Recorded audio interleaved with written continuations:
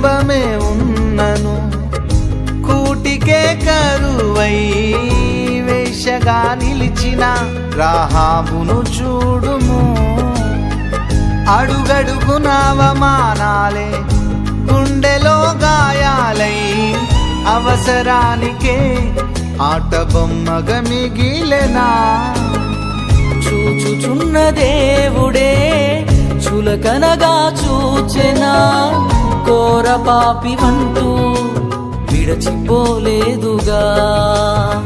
పరిశుద్ధుని వంశములో స్థానమునే ఇచ్చెనుగా, ఘోర పాపి అయినా తన ప్రేమతో కడిగెనుగా.